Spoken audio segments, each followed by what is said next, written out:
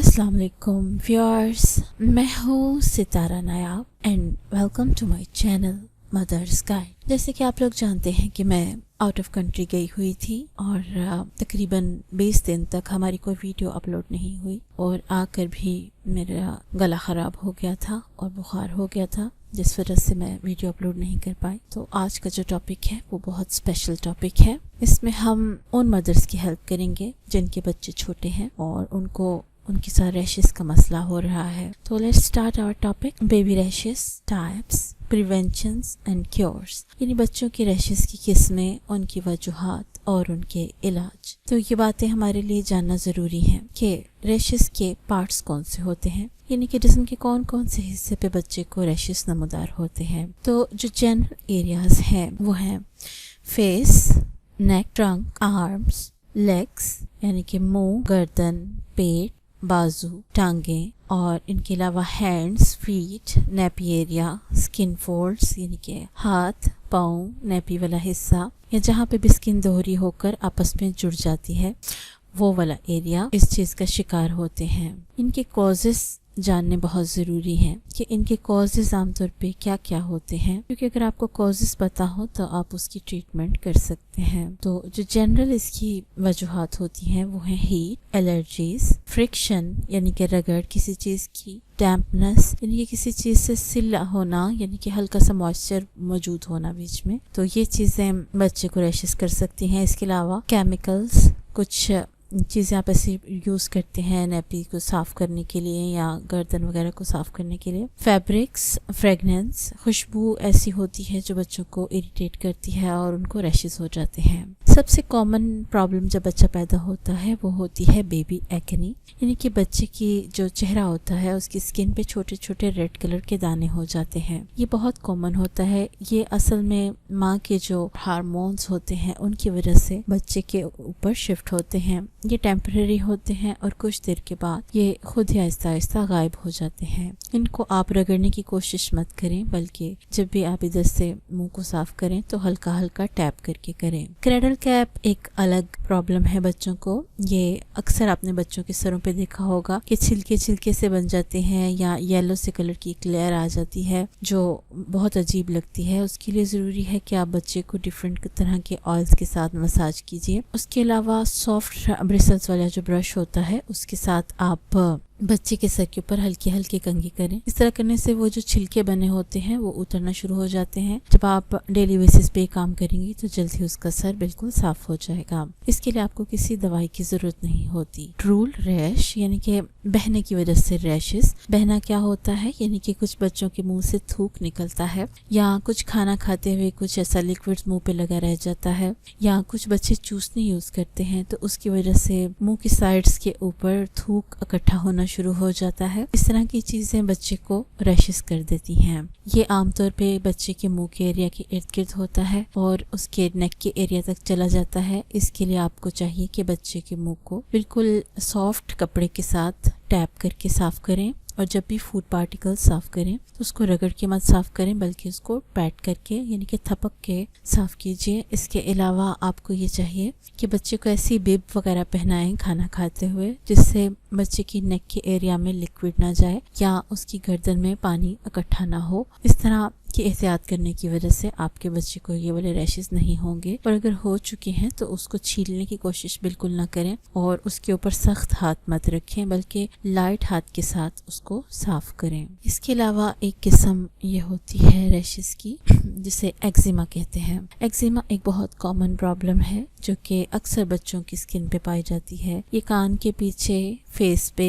गर्दन पे, बाजू पे, हाथ पे, कहीं पे भी हो सकती है और ये आमतौर पे एलर्जेंस की वजह से होती है। एलर्जेंस फूड में भी हो सकते हैं, डिटर्जेंट्स में भी हो सकते हैं और आपके बच्चे के डायपर में भी हो सकते हैं। तो आपको डिफरेंट चीज़ों को मॉनिटर करना होगा, उसको दूर करना होगा। जैसे ही आप उस चीज़ को दूर करेंगे बच्चे का एक्जिमा ठीक हो जाएगा। लेकिन अगर आपसे ये ना हो सके तो आप भी डॉक्टर को चेक करवा सकते हैं और वो इस चीज़ को फाइंड आउट आपके लिए कर देंगे कि किस चीज़ से बच्चे को एलर्जी हो रही है। इसका हल यही है कि आप एलर्जेंस को ढूंढें जो उसमें एलर्जी पैदा कर रहे हैं। تو انشاءاللہ بچہ ٹھیک ہو جائے گا۔ اس کے علاوہ جو موسٹ کامن اور موسٹ پروبیبک جو پرابلم مدرس کو ہوتی ہے وہ ہے ڈائپر ریشز، یعنی کہ بچے کو ڈائپر کی وجہ سے ریشز ہو جاتے ہیں۔ ڈائپر ایک تو بچے کو ہیٹ دیتا ہے، اس کے اوپر سے موئسچر جب اس میں زیادہ اکٹھا ہو جاتا ہے یورین وغیرہ تو وہ اس کو ڈیمپ رکھتا ہے، اور ڈیمپ رہنے کی وجہ سے اسکن سافٹ ہو کر چھل جاتی ہے، تو یہ ہوتا ہے ڈائپر ریشز میں۔ لیکن اس کے علاوہ ایک ریزن یہ بھی ہوتی ہے کہ کچھ بچوں کا جو یورین ہے وہ ایسیڈک ہوتا ہے، جو بچے کی اپنی اسکن کو خراب کرتا ہے۔ اس کے لیے ضروری ہے کہ آپ بچے کی فوڈ میں سے سٹرس کو اور ٹماٹو اگر وہ کھاتا ہے تو کم کر دیجئے، کیونکہ اس سے اس کا جو یورین ہے ایسیڈک ہو جاتا ہے۔ اور اس کے لیے آپ کو ایسی کریم لگانے کی ضرورت ہوتی ہے جس میں زنک آکسائڈ موجود ہوتا ہے۔ اس میں عام طور پہ جو مارکیٹ میں اویلیبل ہے اس میں ہائیڈروزول ہوتی ہے، وہ آپ لگا سکتی ہیں۔ اس کے علاوہ آپ پیٹرولیم جیل بھی یوز کر سکتی ہیں، اور اس میں یہ بھی ضروری ہے کہ آپ بچے کو زیادہ لانگ ٹائم ایک ڈائپر نہ پہنائیں، 4 گھنٹے سے زیادہ اس کو ڈائپر مت پہنایا کریں ایک، اور اس کے علاوہ اس کو دن میں 2 دفعہ کھلا رکھا کریں، اس میں اس کو صرف آپ نے انڈر ویئر پہنایا ہو، اس کے علاوہ اسے کوئی چیز نہ پہنائی ہو۔ اس طرح کرنے سے بچے کی اسکن بریتھ کرتی ہے اور اس طرح کے ریشز سے آرام آتا ہے۔ تو جو بیسیکلی ڈائپر ریشز ہیں وہ بچے کی اسکن جتنی خشک رہے گی اتنی جلدی وہ ٹھیک ہو جائیں گے۔ میلیا ایک پرابلم ہوتی ہے، اکثر بچوں کے ناک کے گرد آپ نے یا گالوں پہ آپ نے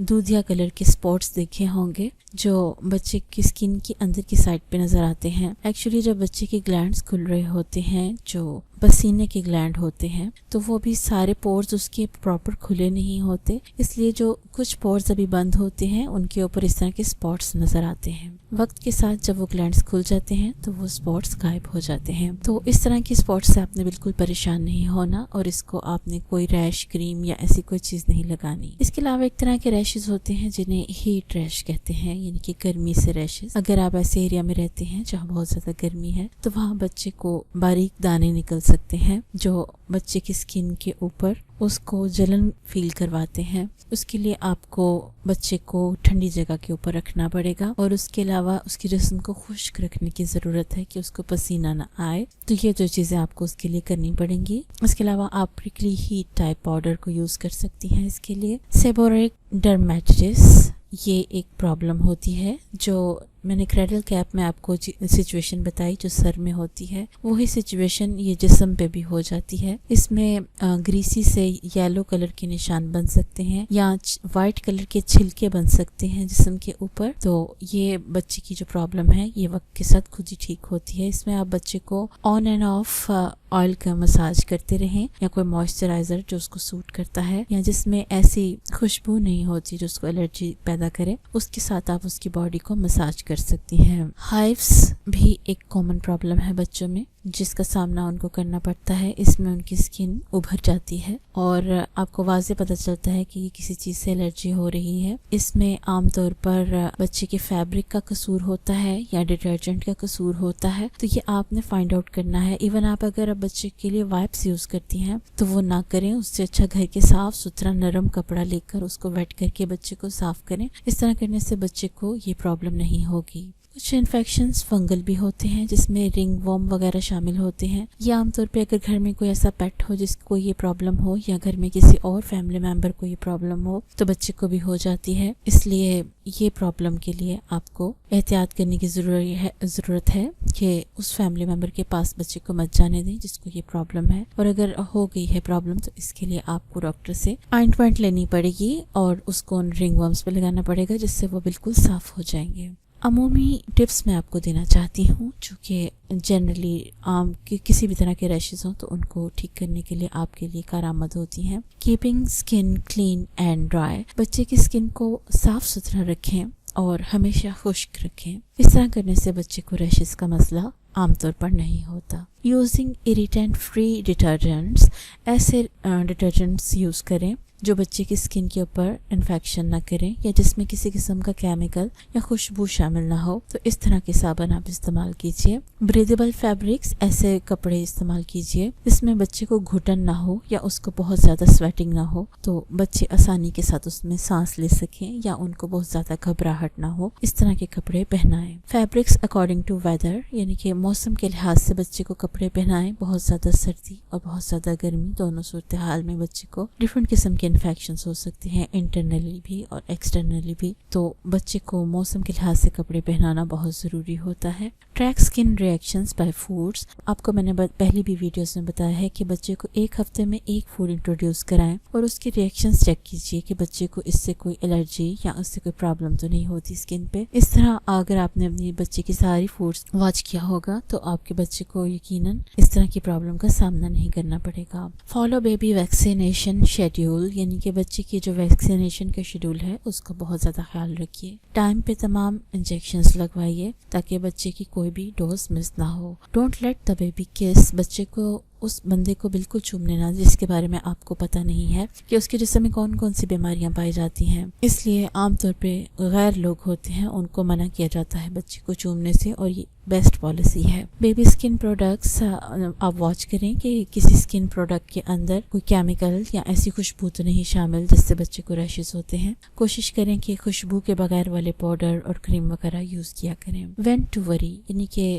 اگر ریشز ہو گئے ہیں بیبی کو تو آپ کو پریشان کب ہونے کی ضرورت ہے۔ عام طور پہ تو ریشز خود ہی چلے جاتے ہیں ان کی احتیاط کرنے کے بعد، لیکن اگر کچھ بلسٹرز یا چھالے اس طرح کے بن جائیں جس کے اندر کسی خاص قسم کا مایع بھرا ہو یا ایسے چھالے جس کے اندر لیکوڈ ہو، تو وہ والے چھالے بننے کی صورت میں آپ کو بچے کو ڈاکٹر کے پاس لے کے جانے کی ضرورت ہوتی ہے۔ اس کے علاوہ اگر اس کی اسکن پر پرپلش یا ریڈ کلر کے ڈاٹس ہوں جس کو اگر آپ ہاتھ سے تھوڑا پریشر دے کر دبائیں تو پھر بھی وہ ہلکے نہ ہوں، تو پھر آپ کو فوراً طور پہ ڈاکٹر کے پاس جانے کی ضرورت ہوتی ہے کیونکہ یہ ایک سویئر قسم کے وائرل انفیکشن کی نشانی ہوتی ہے۔ مائی سجیشن، نیپی ریش کے لیے میرا سجیشن آپ کے لیے یہ ہے کہ آپ کارن فلور کا یوز کیجیے۔ بچے کو صاف کرنے کے بعد اس کے اوپر کھلا جس طرح پاؤڈر چھڑکتے ہیں اس طرح سے آپ اس کے اوپر کارن فلور کو چھڑکیے۔ یقین کیجیے کہ آپ کے بچے کے لیے تمام دوائیوں سے اور تمام نیپی ریش کریموں سے زیادہ بہتر ہے۔ اس کو آپ یوز کیجیے اور مجھے اپنی فیڈ بیک بھی دیجیے۔ امید ہے کہ آپ کو میری یہ ویڈیو بھی پسند آئی ہوگی اور دیر سے ویڈیو آنے کے اوپر آپ مجھے ایکسکیوز بھی کر دیں گے۔ انشاءاللہ اب میں اپنا سلسلہ قائم رکھوں گی اور جلد ہی کوشچن آنسر کا سیشن بھی سٹارٹ کروں گی جس میں آپ بہنوں کے کوشچنز کے میں آنسر دیتی ہوں۔ اگر آپ ہمارے چینل پہ نئے ہیں اور آپ نے ابھی تک ہمارے چینل کو سبسکرائب نہیں کیا تو کائنڈلی آپ ہمارے چینل کو سبسکرائب کیجیے۔ جو میرے پاس ڈیٹا اویلیبل ہے اس کے مطابق میرے 70% سبسکرائبرز جو ہیں انہوں نے نوٹیفیکیشن بیل آئیکن کو پریس نہیں کیا ہوا، اسی لیے ان کو نئی ویڈیوز آنے کے بارے میں پتہ نہیں چلتا۔ تو اپنا نوٹیفیکیشن کا جو بیل بٹن آئیکن ہے اس کو پریس کیجیے، اس سے آپ کو میری آنے والی ویڈیوز کے نوٹیفیکیشنز ملیں گے اور آپ کا اور ہمارا ساتھ زیادہ مضبوط ہو جائے گا۔ نئی ویڈیو آنے تک اپنا بہت سا خیال رکھیے۔ اللہ حافظ۔